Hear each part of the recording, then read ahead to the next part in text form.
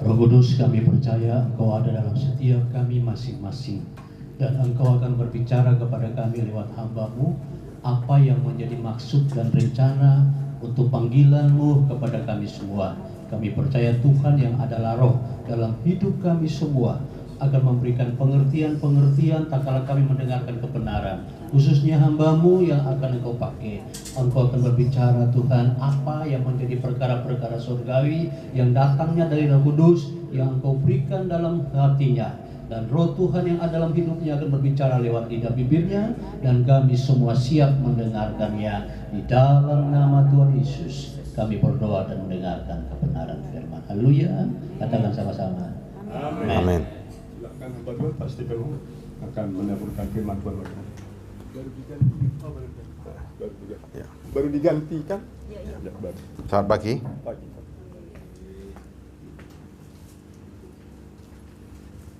Saudara pernah berpikir nggak dunia roh itu seperti apa? Pernah berpikir nggak dunia roh seperti apa? Hah? Ayo, kita mau nggak berpikir sejenak aja? Kira-kira dunia roh itu seperti apa sih? Alam roh itu seperti apa?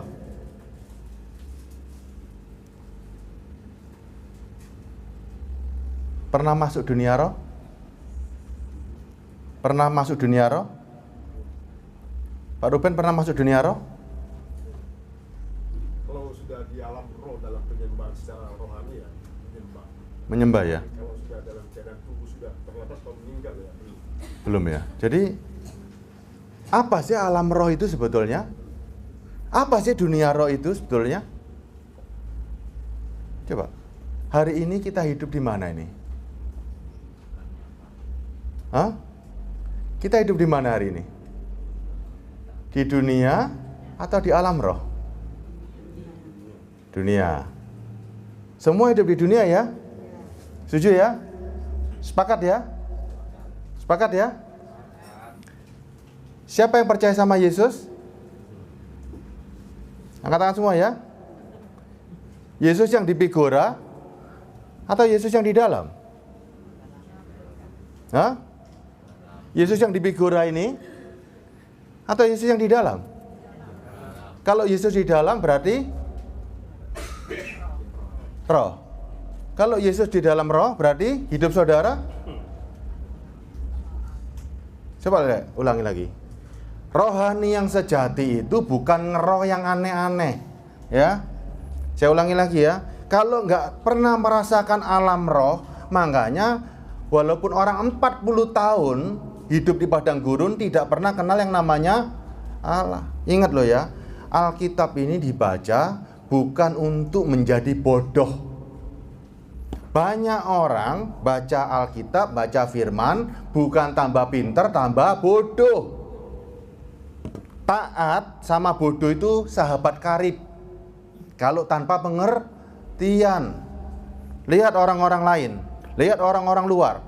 Baca firman bukan tambah pinter, tambah ketaatan mereka dengan kebodohan itu sama. Hewan itu taat, nurut. Tapi coba, anjing itu nurut, tapi bodoh. Sapi itu nurut, tapi bodoh. Saudara mau taat, bodoh, atau mengerti? Hari ini, coba pandang baik-baik. Mau mengerti alam roh yang sejati, saudara mengikut Kristus. Hidupmu bukan aku lagi, tapi Kristus. Kristusnya dalam diri saudara apa ini? Roh atau apa ini? Roh kan? Karena Yesus itu masuk dalam diri kita menjadi sebuah spirit. Ketika Yesus masuk menjadi sebuah spirit, tubuh ini hanya melakukan kehendaknya. Ya, kalau Yesus masuk dalam diri saudara, maka dia menjadi sebuah spirit, menjadi sebuah kehidupan. Tubuh saudara punya keinginan enggak? Punya keinginan enggak? Boleh enggak keinginan itu? Tubuh saudara sudah mati. Tubuh saudara sudah diserahkan kepada Kristus. Karena saudara sudah mati kan? Saudara sudah mati. Saudara hidup karena ada Kristus hari ini. Sehingga kalau Kristus hidup, yang punya keinginan siapa? Yang punya keinginan siapa? Hari ini saudara masak, yang masak siapa? Ayo renungkan lagi. Ingat ya, dunia roh yang kita hari ini jalanin itu bukan ngeroh yang aneh-aneh, tapi itu kehidupan sesungguhnya. Saudara masak, yang masak siapa? Kok nggak berani ngomong yang masak Yesus? Masih ragu-ragu? Nggak yakin? Nggak yakin? Yakin nggak Nyoh? Hari ini yang ngetik siapa ini? Yang bikin ketikan siapa ini? Loh, sekarang coba lihat nih, Tuhan ada di mana hari ini? Di hati kita ngapain dia di hati? Nongkrong? Coba, hidupmu sudah mati. Katakan sudah mati semua kan? Sekarang saudara hidup karena siapa? Karena Kristus. Berarti yang punya keinginan siapa? Lah kalau mati masih ngelawan, namanya mati nggak? Saudara yang namanya mati punya keinginan, bisa ngelawan nggak sih sebetulnya? Coba sekarang, saudara ini mati, tubuhnya diserahkan sebagai persembahan. Yang dipersembahkan tuh pasti mati kan? Tapi saudara masih punya jiwa. Ya, saudara ini membayangkan di alam spiritual. Tubuh yang diserahkan itu tubuh yang mati untuk diberi kehidupan, supaya dipakai oleh yang memberi hidup. Baca Kolose 3 ayat 17. Ibu masak, yang masak siapa? Baca Kolose 3:17. Dan segala sesuatu yang kamu lakukan, ya, segala sesuatu yang kamu lakukan nih, lagi masak, lagi make up, lagi ke mall, lagi kemana saja, dengan perkataan atau perbuatan, lakukan semuanya itu. Apa lakukan semuanya itu? Dalam nama Tuhan, dalam nama Tuhan Yesus. Bukan begini loh, dalam nama Yesus bukan, tapi semuanya adalah kelakuan Kristus. Ingat, Yesus mengajarkan rohani yang sesungguhnya. Saudara dibawa masuk, datanglah kerajaanmu di bumi seperti di sorga. Alam rohani, alam roh yang sesungguhnya diberikan Kristus lewat kehidupan kita hari ini loh. Yesus menjanjikan rohani yang sesungguhnya. Ya, lihat nih sekarang. Dan segala sesuatu yang kamu lakukan, berarti apa saja kira-kira? Segala sesuatu yang kamu lakukan, apa saja kira-kira? Lah orang sekarang aneh dong, kalau doa itu berarti baru rohani. Kalau masak nggak rohani. Lihat nih, kalau kerja nggak rohani. Coba, yang rohani itu semua kegiatanmu, karena engkau membawa nama Kristus hari ini, semuanya itu rohani nggak? Ingat ya, apapun yang kita lakukan hari ini, baik engkau tidur, walaupun tidurnya ngorok pun itu roh. Coba, engkau tidur ngorok pun itu tidurnya. Coba, semua yang engkau lakukan hari ini, tidak ada yang terkecuali. Ngapain saja, nama Kristus yang saudara bawa. Coba, nama Kristus yang saudara bawa hari ini. Dan segala sesuatu yang aku lakukan, baik itu perkataan dan perbuatan, aku lakukan di dalam nama Kristus. Coba kata-kata ini saudara rubah dengan aku, ya. Dan segala sesuatu yang aku lakukan dengan perkataan atau perbuatan, aku lakukan semuanya di dalam nama Tuhan Yesus. Berarti siapa saudara hari ini? Siapa saudara hari ini? Saya harus bertemu dengan orang-orang yang hidupnya bukan aku lagi, tapi Kristus di dalam dirinya. Saya bertemu Pak Ruben bukan Pak Ruben hari ini. Saya bertemu Pak Ruben adalah Kristus. Ingat, gereja ini hanya tempat memberitakan firman. Arti penggembalaan itu bukan di gereja. Penggembalaan itu domba mengikuti kehidupan gembalanya. Ya. Gembala harus menjadi terang. Saudara harus menjadi terang di mana? Di kehidupan. Domba harus menjadi gembala, domba harus menjadi gembala. Bukan domba tetap menjadi domba. Paham ya? Domba kalau tetap jadi domba itu bodoh. Saudara tetap jadi hewan. Ingat, saudara diberi makan. Gembala ini panutan. Kita mengikut Kristus untuk mengikuti Kristus. Mengikuti kehendak Kristus. Semuanya kita ikuti, tapi bukan bodoh. Yesus yang mana yang kita ikuti? Yang di dalam diri kita. Saudara, sekarang saya kasih firman berita seperti ini. Saudara masukkan untuk mengenal, mengerti, menjadi terang, bukan untuk menjadi domba terus-menerus. Ada kehidupan yang harus saudara ikuti. Apa yang saya sampaikan, saudara harus pelajari dari kehidupan. Menjadi pengkhotbah, pemberita Injil itu gampang. Kalau cuma memberitakan firman, baca teks Alkitab, berdiri di mimbar, selesai. Ingat ya, pemberita firman itu gampang. Rampok, penjahat, semua. Kalau saudara nggak ngerti, rampok, penjahat, semuanya. Firman ini menarik perhatian. Ya, begitu berdiri di mimbar, bicara firman, saudara nggak tahu siapa dia kan? Coba lihat. Tapi lihat nih, menjadi gembala itu sama dengan, jangan lupa, kita harus menjadi terang. Terang itu bukan di mimbar, tapi di seluruh lini kehidupan. Hidup kita ini sekarang seperti Kristus. Yesus bisa berbuat dosa nggak? Nggak bisa. Makanya hidupmu hari ini, engkau membawa nama yang begitu agung, begitu luar biasa. Segala sesuatu yang aku lakukan, dengan perkataan atau perbuatan, aku lakukan semuanya di dalam nama Yesus. Yesus mesoan nggak? Yesus mesoan nggak kira-kira? Yesus Surabayaan berarti. Coba lihat. Yesus ke tempat maksiat nggak?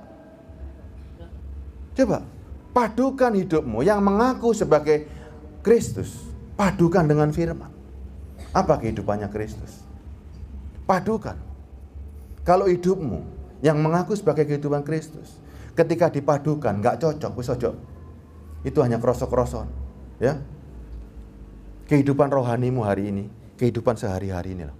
Coba saudara bacakan, Yesus memisahkan kambing dan domba. Kapan aku melihat engkau Tuhan? Ketika aku lapar, ketika aku haus, ketika aku di penjara, itu kehidupan sehari-hari. Ya, ingat, banyak orang yang tidak mengerti, seakan-akan yang namanya kehidupan rohani itu kehidupan di gereja, kehidupan waktu berdoa. Enggak, saudara. Kehidupan rohani itu kehidupan di kehidupan yang nyata. Saudara lagi masak, itu kelihatan Yesus yang masak atau saudara yang masak. Ya. Lagi merawat anak, kelihatan yang merawat nih Yesus atau orang lain yang merawat. Lagi kerja, kelihatan Yesus atau siapa yang bekerja. Semuanya terlihat. Siapa yang kerja ini? Waktu Yesus jadi tukang kayu, malas nggak kira-kira? Yesus 30 tahun. Ya, pelayanannya cuma 3 tahun. Waktu Yesus jadi tukang kayu, malas nggak kira-kira? Yesus itu terang dan garam. Kalau dia jadi terang dan garam, bisa jadi panutan, benar-benar panutan. Galatia 2:20. Berani nggak kita hari ini ngomong? Ini rohani beneran, ya. Alam rohani kita ini loh, ya. Kristen itu alam rohani, alam sorgawi, kelasnya tinggi. Bukan kelas ecek-ecek. Kalau orang duniawi bisa sombong, aku masuk dalam spiritual karena diriku. Tapi Kristen bukan. Ini alam spiritual tingkat tinggi. Saudara diajak alam sorgawi. Siapa yang bisa mengajak seperti ini? Makanya jangan ecek-ecek. Ya, kehidupanmu ini. Namun aku hidup, tetapi bukan aku sendiri yang hidup. Ini penyangkalan diri. Bukti penyangkalan diri, penyaliban diri ya ini, sangkal diri ya ini. Hidupmu bukan aku lagi. Siapa saudara? Siapa ibu? Siapa di dalam? Tuhan Yesus. Berarti rohani toh? Rohani toh? Kalau Yesus di dalam, ibu sama Yesus ngomongnya sekarang gimana caranya ngomongnya? sepanjang hari kan? Setiap saat kan? Enak nggak, Bu? Ngomongnya gimana sama Yesus sekarang? Kalau Yesus di dalam ngomongnya gimana? Ngomong kan? Karena dia di dalam, dia sumber semuanya. Dia akan berikan dari dalam. Ingat, Yesus sumber. Ibu perlu nggak sukacita ibu dikasih dari luar? Enggak, karena dia di dalam. Makanya orang-orang yang punya Roh Kudus, sukacitanya bukan dari pemberian luar, tapi memancar dari dalam. Cara ngomong yang di dalam gimana caranya? Kalau orang masih cari suara Tuhan, ibu sudah di dalam, sudah komunikasi, melakukan kehendaknya. Lebih hebat mana coba? Lebih hebat yang sudah melakukan kehendaknya. Ya, karena sudah di dalam, ngapain dengar lagi? Coba. Hari ini, cara doa saudara gimana hari ini? Saudara sudah bukan minta-minta lagi loh sama Tuhan, tapi sudah melakukan kehendaknya. Tuhan yang di dalam tahu nggak kebutuhanmu? Tahu nggak? Sekarang ya, ini ya. Namun aku hidup. Saudara hidup semua kan hari ini kan? Hidup ya. Tetapi bukan aku sendiri yang hidup. Saudara nggak sendirian lagi loh hari ini. Tidak sendiri loh hari ini, ya. Melainkan Kristus yang hidup di dalam aku. Berarti ada Kristus. Dan hidupku yang kuhidupi sekarang di dalam daging, ya, adalah hidup oleh iman dalam Anak Allah yang telah mengasihi aku dan menyerahkan dirinya untuk aku. Enak nggak? Sekarang bayangkan hari ini. Berarti hidup saudara hari ini ada Kristus. Di mana Kristus? Di sini. Kalau saudara bisa melihat Kristus di dalam dan merasakan, saudara bisa melihat manusia daging saudara dong. Betul ya? Bayangkan, tangan kiri saudara ini ada manusia daging. Tangan kanan saudara ada manusia roh saudara. Saudara ada Kristus di tengah-tengahnya. 2, 3 orang, 2 orang, 1 orang, 2 orang sepakat dalam namaku, aku akan memberikan semua permintaannya. Terjadi kesepakatan yang enak. Hebat nggak? Hebat nggak? Manusia daging, manusia roh, sama Kristus di tengah-tengahnya. Hidup saudara enak nggak? Sangat enak sekali kan? Ini loh. Saudara sudah bukan hidup untuk diri sendiri. Yang di tengah ini Kristus tahu nggak kebutuhan manusia jasmani? Tahu kan? Perlu makan. Manusia jasmani perlu makan. Kira-kira Roh Kudus perintahkan apa untuk daging? Daging perlu makan. Roh Kudus perintahkan apa? Firman-Nya. Kan pakai firman dong. Daging perlu makan. Firman-Nya apa? 6 hari lamanya engkau harus bekerja. Nggak mungkin yang namanya Roh Kudus di dalam, Kristus di dalam, tubuh perlu makan, dia suruh manusia roh untuk memenuhi kebutuhan ini. Nggak mungkin. Semuanya berimbang. Paham ya? Kalau daging perlu makan, dia akan perintahkan ya manusia daging ini untuk cari makan lewat jasmaninya. Saudara dikasih tangan, dikasih kaki, dikasih otak, cari lewat pakai daging. Daging cari untuk daging. Manusia roh cari untuk roh. Firman, semuanya untuk roh. Jangan campur aduk. Kehidupan kita hari ini tertata dengan baik karena ada pengendali hari ini. Makanya kehidupan saudara hari ini nggak main-main loh. Tidak main-main loh. Menyandang nama Kristus. Kalau saudara menyandang nama Kristus, kalau Kristus yang benar, ya, kalau Kristus yang benar, bisa berbuat dosa nggak?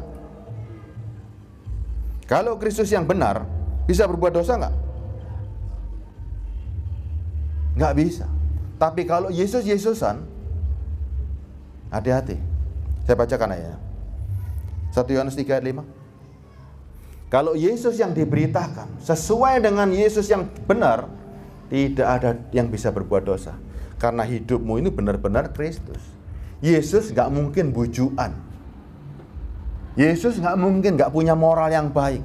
Makanya kalau masih ada khotbah tentang ngajari moral, saya ini ngomong sama siapa hari ini? Saya nggak perlu ngajari moral karena saya yakin hidupmu adalah Kristus. Hidupmu adalah Kristus. Kalau ada yang masih ngomelan, masih ada ini, ngomong sama sebelahnya. Katanya Yesus. Yesus nggak perlu diajarin. Paham ya? Kalau masih ada yang diajarin tentang moral, siapa yang ini? Orang ini. Ya, perlu nggak Kristus diajari tentang kehidupan moralnya? Kalau saudara punya Kristus di dalam, perlu nggak Budi ajari moral? Jangan ngamuk bojo, pulang harus jangan telat, rawat anak, perlu nggak? Perlu nggak? Kalau Yesus di dalam, perlu nggak kita ngajari moral? Nggak usah. Kalau yang masih ngajari moral, berarti di dalamnya ada siapa? Kalau sampai diajari jangan begini, jangan begitu, jangan begitu, di dalamnya ada siapa? Nggak ada Kristus. Ya, kalau masih nggak ngerti, ya, caranya cari uang aja nggak ngerti, caranya menyenangkan keluarga aja nggak ngerti, siapa sih di dalammu ini? Wes tuwek ini kok nggak ngerti. Ya, ini sekarang kita baca nih. Kalau Yesus yang benar yang diberitakan ya, dan kamu tahu bahwa Ia telah menyatakan dirinya. Kalau Yesus benar-benar nyata di dalam hidupmu, ya, supaya Ia menghapus segala dosa. Dosa kita hapus, berarti tiada dosa kita. Dan di dalam Dia tidak ada dosa. Satu pun nggak ada. Yesus yang benar menghapus dosa. Setuju ya? Kalau Yesus diberitakan yang benar, dosa itu tidak ada. Sekarang Yesus diberitakan sudah berapa lama? Berita Yesus ini berapa lama? Dosanya masih ada nggak orang-orang? Orang Kristen masih bisa berdosa nggak? Berarti Yesus yang mana yang diberitakan? Yesus yang mana yang diberitakan? Jangan-jangan Yesus yang dipigora ini.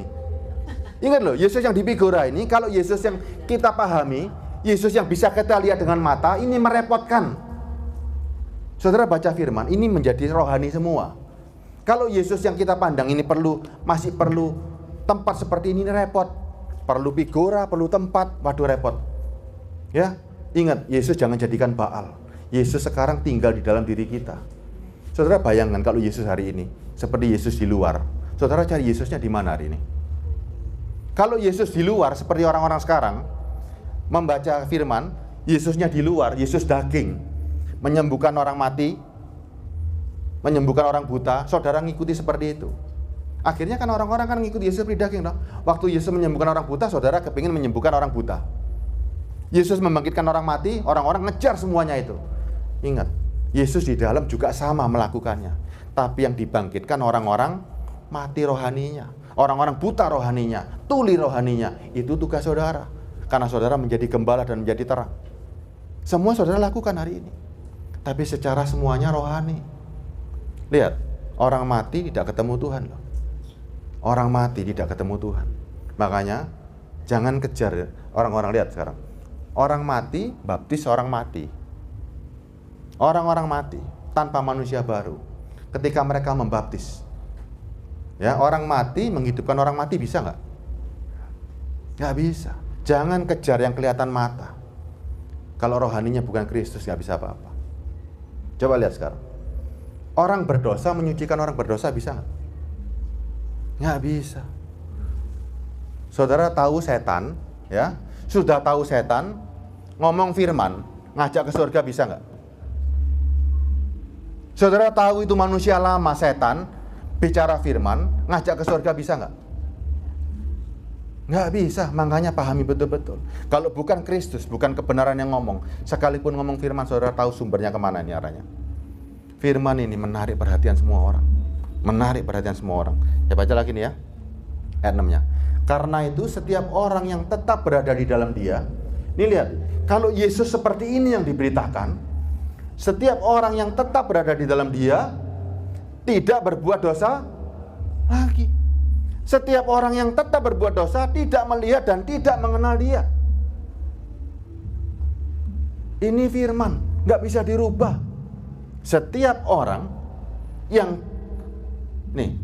tetap berbuat dosa tidak melihat dan tidak mengenal Dia. Sekalipun ngomongnya Yesus, ya, tapi Yesus yang lain. Yesus yang diberitakan Dia itu Yesus yang bisa berbuat dosa. Ya, ingat, Yesus yang di dalam kita hari ini, Yesus yang sejati, yang memenuhi hidup kita, yang melakukan semua kehendak diri kita hari ini, yang tanpa cacat. Hari ini sorga itu tanpa cacat, tanpa celah, membawa kita kehidupan sorga sekarang sampai selama-lamanya. Saya bacakan ulang ya. Anak-anakku, janganlah membiarkan seorang pun menyesatkan kamu. Berarti memang banyak Nyesat. Memberitakan Yesus yang lain. Barang siapa yang berbuat kebenaran adalah benar. Hari ini saudara benar-benar memegang nama yang begitu agung. Ya. Sama seperti Kristus adalah benar. Yakin ya diri saudara sudah Kristus ya? Yakin ya? Alam roh sejati, alam roh sorgawi di tangan saudara hari ini. Untuk saudara kenakan sebagai pakaian agung yang akan membawa saudara masuk kepada kerajaannya. Ini loh pakaian yang saudara bawa ini, pakaian kebenaran. Ya, nanti saya sambungkan ayatnya. Barang siapa yang tetap berbuat dosa, ayat 8-nya. Ini Yesus yang lain ini. Barang siapa yang tetap berbuat dosa, berasal dari iblis yang menyamar jadi Yesus hari ini banyak. Iblis nyamar jadi Mesias itu banyak. Makanya banyak orang mengaku sebagai Mesias palsu. Akhir zaman nanti akan banyak orang memakai namaku, tapi kehidupannya nggak cocok sama kehidupan Kristus. Ya, barang siapa tetap berbuat dosa berasal dari iblis, sebab iblis berbuat dosa dari mulanya. Untuk inilah anak Allah menyatakan dirinya, yaitu supaya ia membinasakan perbuatan-perbuatan iblis. Yesus itu punya daya dan punya power. Kalau dia hidup di sini, Roh Kudus hidup membinasakan perbuatan iblis. Kejahatan makin disembunyikan, makin jahat orang itu. Ya, kejahatan itu aneh. Makin disembunyikan, makin jahat. Kok bisa begitu? Coba lihat. Kalau saya menyembunyikan kejahatan, tak simpen sampai gak ketok. Sampai gak ketok, benar-benar gak ketok. Jahat gak saya? Sampai gak ketok ini. Jahat gak? Saya berdiri di mimbar loh sekarang nih. Saya berdiri di mimbar lagi. Sampai gak ketok tak tutupi pakai firman. Tapi ternyata saya jahat. Jahat gak? Lebih jahat mana saya di luar bawa celurit? Saya jahat mana? Nggak, saya ngedor-ngedor kaca di luar. Dengan saya berdiri di mimbar, saya sembunyikan kejahatan saya sak cili-cili, gak ada yang tahu. Jahat mana saya? Nah itu tadi. Yang kelihatan yang mana yang banyak? Saudara lihat yang mana kejahatan hari ini? Nggak kelihatan kan? Makanya hati-hati inilah. Ya. Setiap orang yang lahir dari Allah tidak berbuat dosa lagi. Sebab benih ilahi tetap ada di dalam dia, dan ia tidak dapat berbuat dosa karena ia lahir dari Allah. Ya. Sebuah ukuran, sebuah yang pasti, penilaian yang pasti. Saudara nggak bisa menghindari ini loh.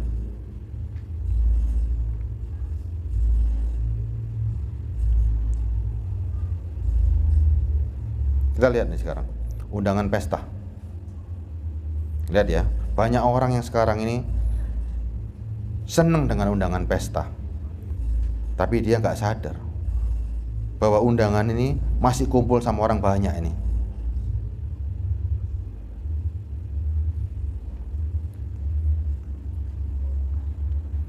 Matius 22 ayat 10. Seorang raja mengadakan perjamuan. Yang diundang beneran nggak mau datang, banyak tingkahnya. Akhirnya diundang siapa? Maka pergilah hamba-hamba itu, mereka mengumpulkan semua orang yang dijumpai di jalan-jalan. Orang-orang jahat, orang-orang baik, sehingga penuhlah ruangan perjamuan kawin itu dengan tamu. Tamunya siapa aja yang datang? Tamunya siapa aja yang datang? Lihat nih, jangan bangga dengan kehadiran di pesta kerajaan Allah. Ya, masih diundang, masih dipanggil, ya. Tapi lihat nih, maka pergilah hamba-hamba itu mengumpulkan semua orang yang dijumpai di jalan-jalan. Orang-orang jahat, orang-orang baik. Samping kanan kirimu kita nggak tahu kan? Wong api, wong jahat deh. Sama-sama di gereja juga bisa jadi kan? Ya kan? Sehingga penuhlah ruangan itu dengan tamu. Yang datang iki wong jahat, wong apik kumpul jadi satu. Gimana ngelihatnya sekarang? Gawat kan? Gawat loh.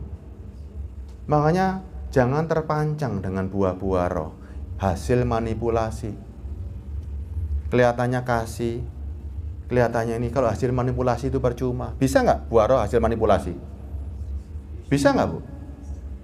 Jangan terpancang dengan kebaikan yang dikelihatkan. Ya, jangan terpancang.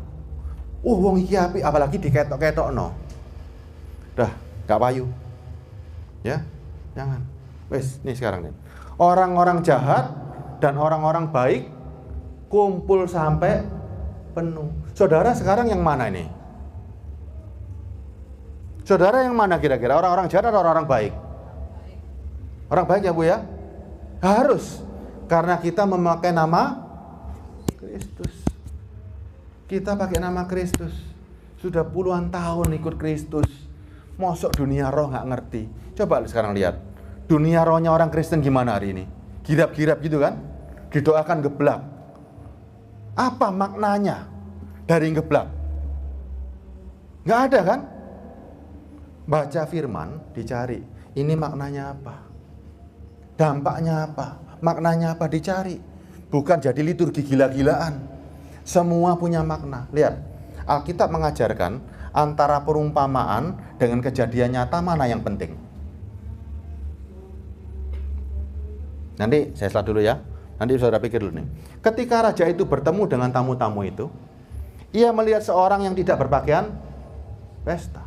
Terus, lalu kata itu kepada mamanya, ikatlah kaki tangannya. Ia berkata kepadanya, hai saudara, bagaimana engkau masuk kemari dengan tidak mengenakan pakaian pesta? Tetapi orang itu diam saja. Pakaian apa yang harus dikenakan ini? Pakaian kebenaran. Pakaian kebenaran cuma satu. Saudara sekarang mau masuk ke surga, mau naik ke surga, apa pakaiannya? Siapa yang bisa membawa saudara? Kalau nggak Yesus, gimana caranya? Kenakanlah Kristus sebagai pakaian kebenaran. Ya, ini. Lalu kata raja itu kepada mamanya, ikatlah kaki dan tangannya. Sudah masuk undangan, sudah di pesta. Ikat kaki dan tangannya. Campakkanlah orang itu ke dalam kegelapan paling gelap. Di sanalah terdapat ratap dan kertak gigi. Jangan bangga kalau masih undangan walaupun hadir.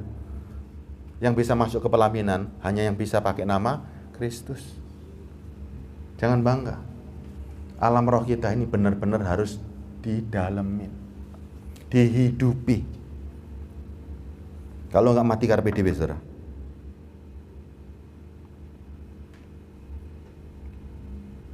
Masih bisa diikuti kan? Atau perlu diperhalus? Roma 14 ayat 7. Sebab tidak ada seorang pun. Sudah ya, nggak ada seorang pun lah ya. Kalau masih ada seorang pun, berarti nggak mau mengikuti nih ya.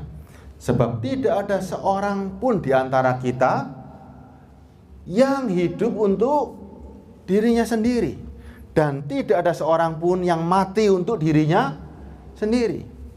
Ayat 8-nya, sebab jika kita hidup hari ini, kita hidup untuk Tuhan.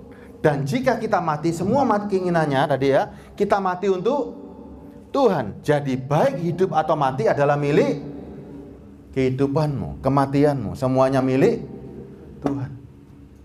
Inilah alam roh yang sesungguhnya. Ya, alam roh sesungguhnya itu bukan kegiatan-kegiatan rohani, tapi betul-betul semuanya. Selagi hidup ini loh, semuanya ini loh. Ya, besok sekolah, anak-anak yang sekolah itu rohani nggak? Kamu sekolah dah? Rohani nggak itu? Rohani. Apapun yang kita lakukan karena membawa nama Kristus itu rohani. Tapi orang-orang yang tanpa Tuhan, tanpa Kristus di dalamnya, mereka nggak tahu caranya ketemu Tuhan.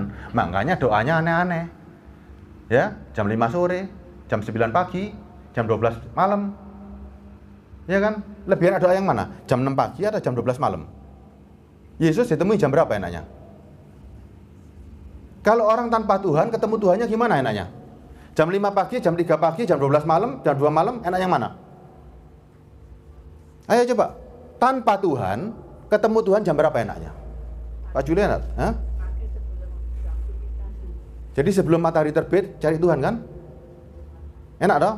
Karena gelap nggak ada Tuhan kan? Nggak ketok toh. Sing peteng-peteng itu setan, Bu. Pagi cari Tuhan kan? Iya kan? Pagi cari Tuhan, siang? Enggak. Loh. Lah kalau Tuhan di dalam? Kalau Tuhan di dalam nyarinya kapan? Hidupku bukan aku lagi. Berarti nyari Tuhannya kapan? Sepanjang umur, sepanjang hidup sudah sama Tuhan, ngapain dicari lagi? Ibu nyari Tuhan, nyarinya kemana Bu hari ini? Tuhan sudah naik ke surga, surganya sudah masuk ke sini. Ini lihat deh. Ini lihat ya. Saya bacakan dulu nih ya.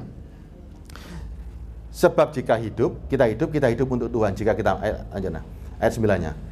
Sebab untuk itulah Kristus telah mati dan hidup kembali, supaya ia menjadi Tuhan, baik atas orang-orang mati maupun atas orang-orang hidup. Lah Tuhannya di mana hari ini? Tuhannya di mana hari ini? Kalau Tuhannya masih di luar, masih di Pigora, saudara carinya jam 5 pagi sebelum matahari terbit. Kalau malam, Bu, jam 1 malam. Kalau bisa jam 3 pagi, sama bawa kembang. Ya, bawa kembang, bawa air, kembangnya 7 rupa. Itu orang-orang yang tidak pernah kenal Tuhan. Tuhannya digolek-goleki dhewe sakarepe dhewe. Kalau kurang, beli dupa sama kemenyan supaya Tuhannya datang. Paham ya? Tuhannya senang dengan wangi-wangian. Datang nanti pakai dupa. Kalau masih kurang lagi, setiap Jumat Kliwon, ya, ada jam-jamnya tertentu Tuhan datang. Apakah begitu Tuhannya? Kristen yang benar, rohaninya, alam rohaninya bukan seperti itu. Alam rohani kita itu aktivitas sehari-hari. Ketemu Tuhannya sekarang, Ibu doa nggak? Saya doa, tapi doa saya berbeda. Ketika daging saya lemah, pikiran saya ini mulai pikun, saya memperkatakan firman. Pikiran saya mulai pikun, daging ini lemah, saya perkatakan firman. Jangan khawatir akan hidupmu. Saya perkatakan doa saya, kilo supaya apa? Kadang-kadang daging ini perlu dikasih firman. Pikiran ini sudah mulai pikun, dikasih kekuatan kembali supaya, oh iya ya, jiwa ini sudah kuat. Jiwa mulai merimain daging ini. Ilingo lo ya. Doa kita itu memberi kekuatan kepada daging, bukan memenuhi keperluan daging, tapi memberi kekuatan. Kita sebagai penolong hari ini. Paham ya cara berdoa ya? Sudah bukan doa minta-minta. Doa minta-minta itu orang yang nggak punya Tuhan, cari Tuhan untuk keperluannya. Kan ayatnya kan? Orang yang nggak punya Tuhan, cari Tuhan, bayar no arisan, bayar no kredit motor, itu orang yang nggak punya Tuhan. Paham ya? Kalau Tuhan di dalam nggak butuh begitu. Saya bacakan ulang nih ya. Matius 22 ayat 32. Akulah Allah Abraham, Allah Ishak, Allah Yakub. Ia bukanlah Allah orang mati, melainkan Allah orang hidup. Kalau Yesus gak hidup dalam diri saudara, bisa ketemu Tuhan? Ayo. Kalau Yesus gak hidup dalam diri saudara, bisa ketemu Tuhan? Punya Allah gak orang? Tanpa Kristus hidup dalam dirimu, itu saudara mati. Orang mati ketemu Tuhan gak? Ini loh. Akulah Allah Abraham, Allah Yakub, Allah Isa, Allah Yakub. Abraham, Isa, dan Yakub itu dipandang hidup sama Tuhan. Sekarang lihat, ia bukanlah Allah orang mati. Saudara sekarang hidupnya siapa yang hidup? Ada Kristus nggak? Kalau ada Kristus bisa ketemu Tuhan kan?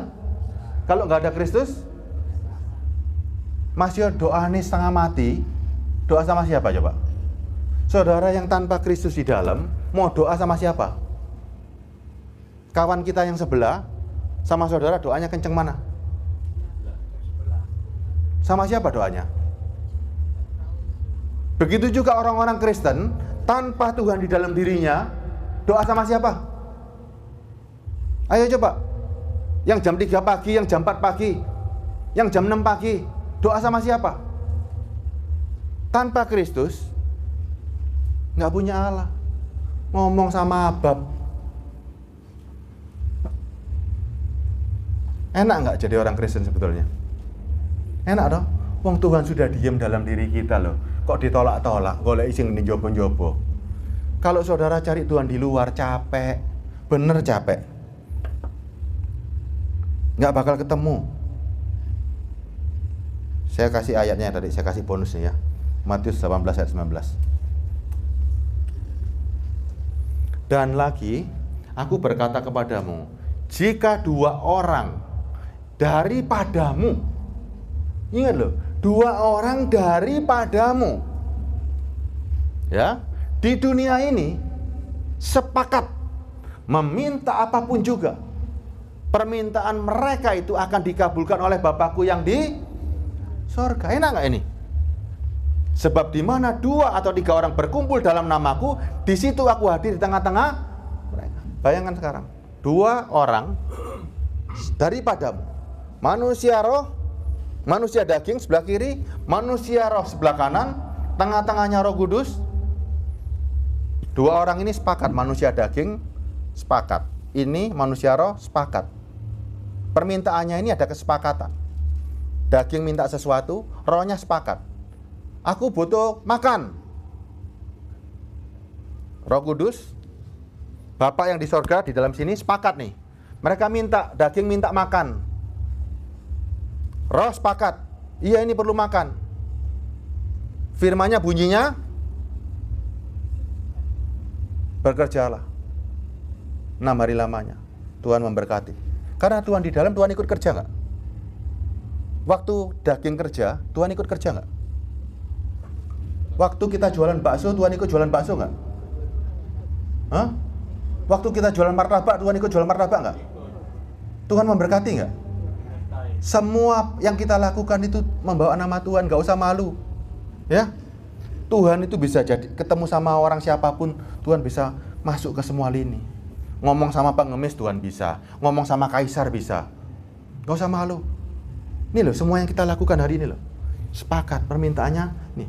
Sebab di mana 2 atau 3 orang berkumpul dalam namaku, aku di situ hadir di tengah-tengah mereka. Terjadi kesepakatan. Permintaannya sepakat sesuai dengan firman. Nggak mungkin ini permintaan yang aneh-aneh untuk daging yang tidak sesuai, nggak mungkin. Pahami. Kesepakatan ini ada manusia daging, ada manusia roh, ada Roh Kudus. Roh Kudus sebagai pengendali. Jadi bukan permintaan aneh-aneh, ya. Minta mobil tanpa bekerja, nggak ono seperti itu. Nggak ada. Itu permintaan sama jin. Nggak ada seperti itu. Saya lanjutkan lagi nih.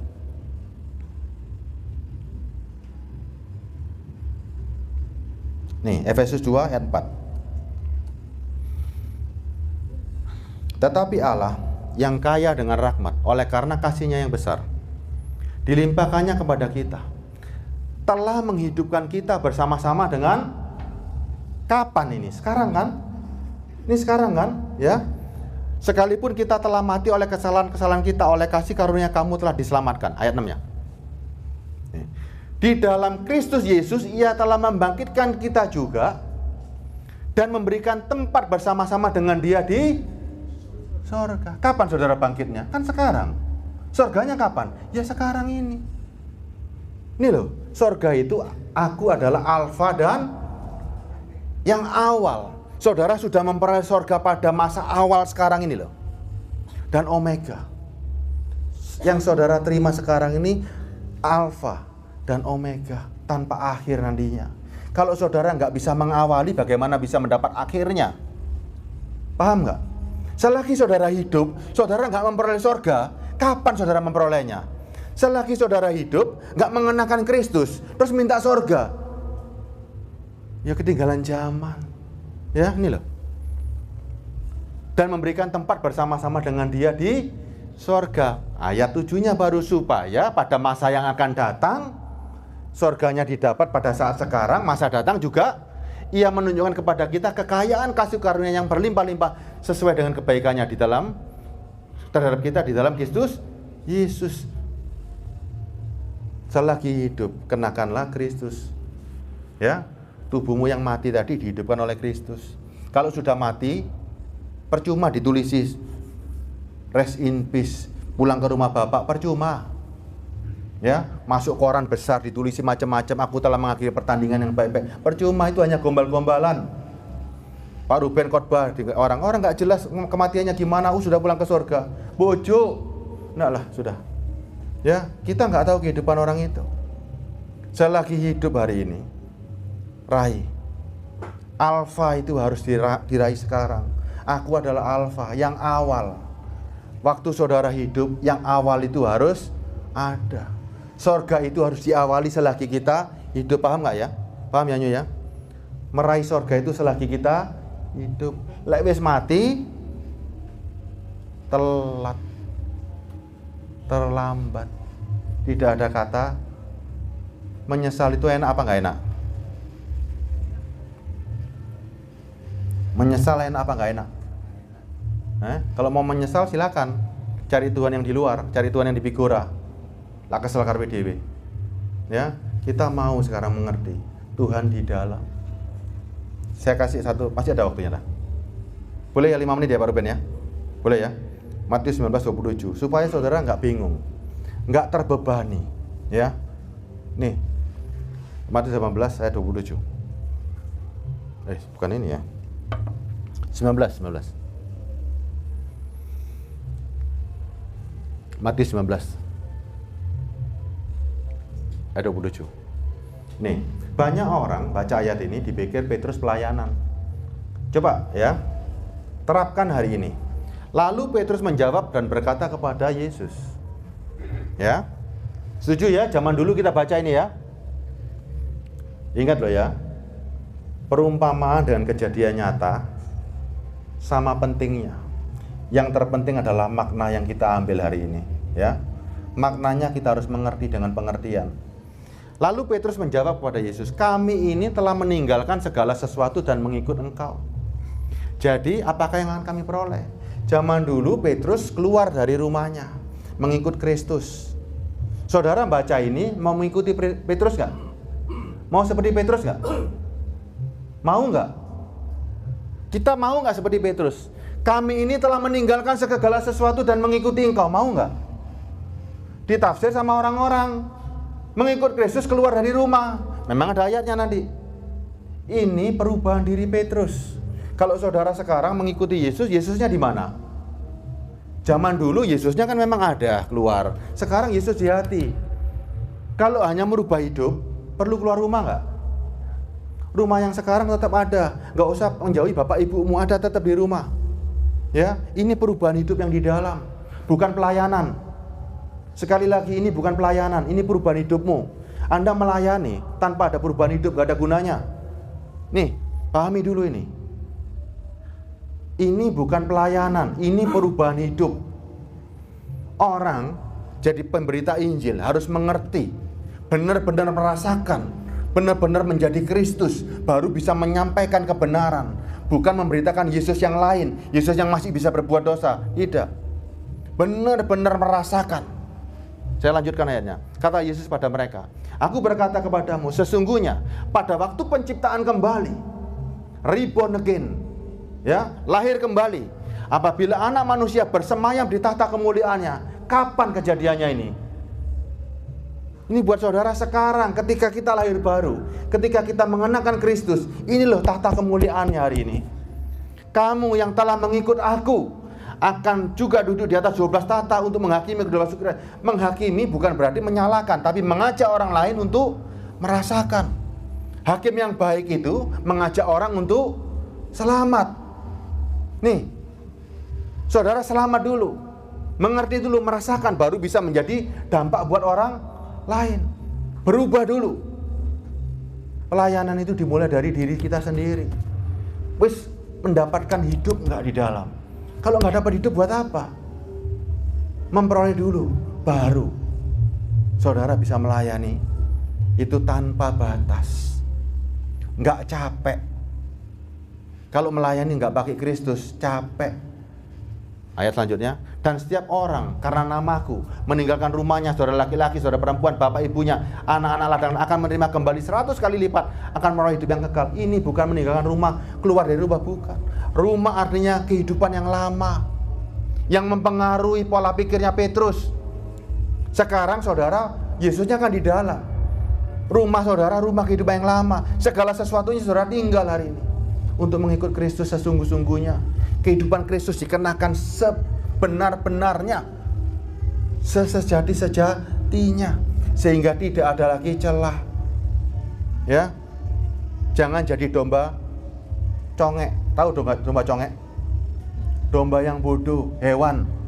Saudara, ini jadi domba itu ilustrasi, itu perumpamaan. Domba mengikuti gembala supaya domba itu tahu arahnya.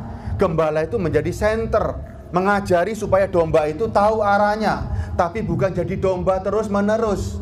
Kalau saudara dijadikan domba terus-menerus, itu gembala yang jahat. Kenapa? Karena dombanya tetap hewan. Domba diajari untuk mengerti. Ini arti spiritual, ini perumpamaan.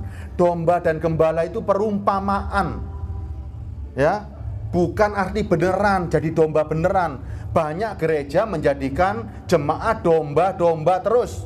Sampai kapan dia bisa menjadi gembala? Domba terus, ya bodoh terus. Makanya suaranya ngembek terus. Kalau doa ngembek terus. Ya, pahami arti penggembalaan yang benar. Gembala yang berhasil mendidik domba menjadi gembala. Gembala yang berhasil menjadikan dombanya menjadi manusia sejati. Dombanya menjadi Kristus. Itu gembala yang berhasil. Kalau gembala yang tetap menjadikan dombanya tetap domba, itu setan. Ya, pahami benar-benar. Kalau gembala tetap menjadikan dombanya tetap domba, sampai kapanpun domba, itu setan. Domba yang sejati akan menjadi Kristus. Gembala sejati akan menjadikan domba-dombanya menjadi Kristus. Paham ya? Saudara, domba yang apa ini hari ini? Gembala yang apa hari ini? Kita sekarang manusia apa ini? Manusia roh atau manusia daging? Manusia roh kan? Tapi bukan ngeroh kan? Ya? Perlu doa? Perlu. Tapi bukan jam 6 pagi, bukan jam 12 malam. Nggak pakai dupa, nggak pakai menyan, nggak pakai ritual-ritual. Karena Tuhan di dalam diri kita. Waktu saya berdoa berarti daging saya lagi lemah. Perlu saya beritahu dari jiwa ini supaya kuat kembali. Kadang-kadang daging ini kan pekun, lali firman-nya apa. Wis diwarai oleh berbuat dosa. Diingatkan terus. Ya. Paham ya? Anda membawa nama Kristus yang begitu agung. Jangan ngisin-ngisini. Yesus nggak pernah meso. Yesus nggak perlu diajari harus berbuat moral, nggak perlu. Saya kalau lagi salah sama istri saya cuma diginikan. Roh Kudus mau di. Sudah gitu toh loh. Sudah nggak bisa ngapa-ngapain saya. Kalau saya punya keinginan yang aneh-aneh nih, boleh kan kadang-kadang punya keinginan aneh-aneh kan? Roh Kudus mau di kalau nggak bisa puas. Sudah gitu toh loh, sudah nggak bisa apa-apa saya. Kayak kelepek-kelepek wis gak bisa apa-apa wis. Memang kadang daging lemah, masih punya keinginan. Tapi keinginan itu tidak boleh keluar dari luar ke dalam, harus dari dalam ke luar, memuaskan diri dari dalam. Ya? Sudah ya? Selesai ya? Dah.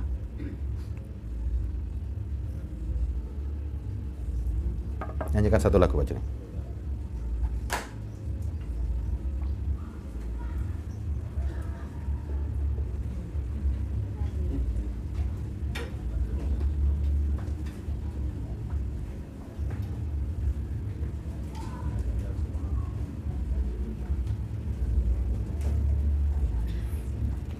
Jika Roh Kudus ada ya.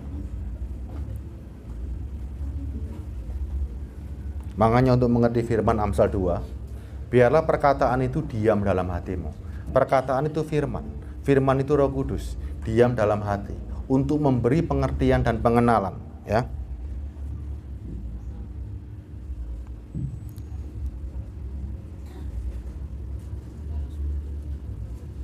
Mana ya Roh Kudus ini? Sudah ya.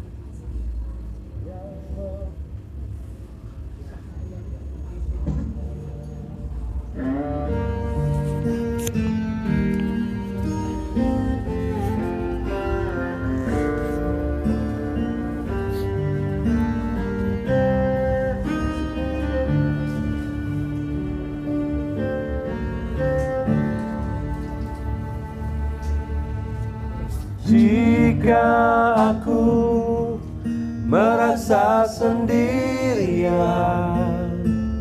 ada Roh Kudus yang diam di dalamku.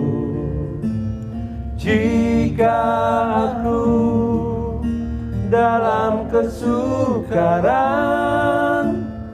ada Roh Kudus sebagai penolongku. Jika aku dalam kesedihan, ada Roh Kudus yang menghiburku. Jika aku dalam kelemahan, ada Roh Kudus yang memperkuat.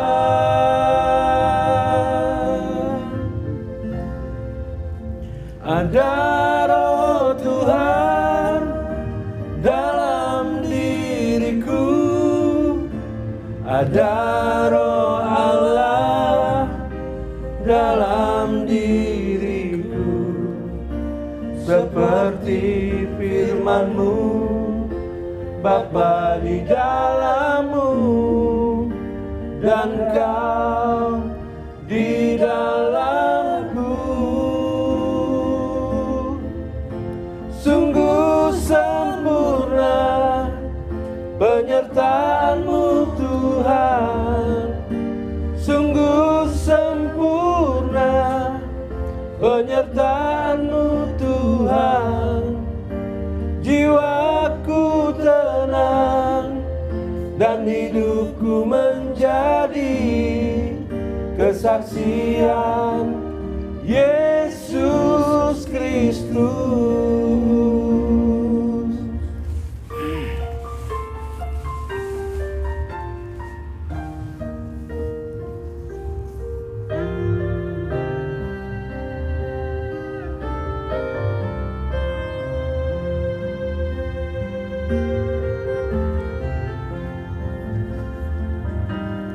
Jika aku dalam kesedihan, ada Roh Kudus yang menghiburku.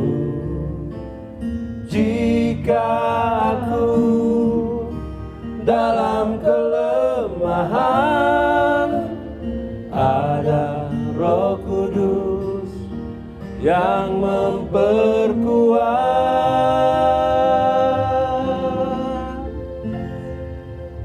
Ada Roh Tuhan dalam diriku, ada Roh Allah dalam diriku.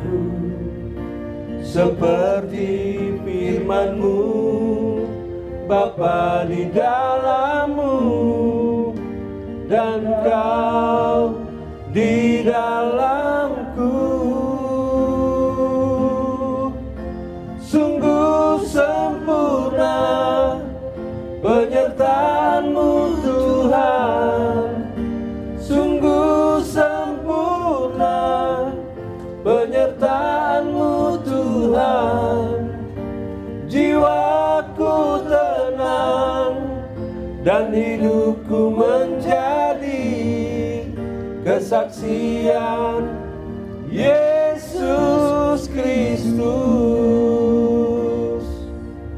Jiwaku tenang dan hidupku menjadi kesaksian Yesus Kristus. Kesaksian Yesus Kristus.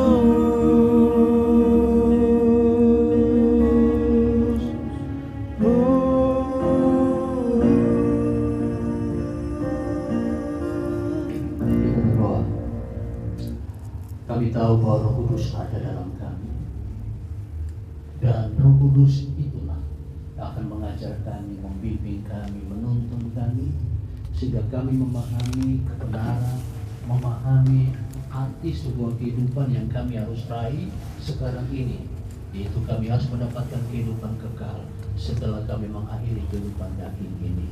Terima kasih, Engkau sudah menyampaikan kebenaran untuk kami belajar bagaimana kami memasuki alam roh, mengejar satu kehidupan roh.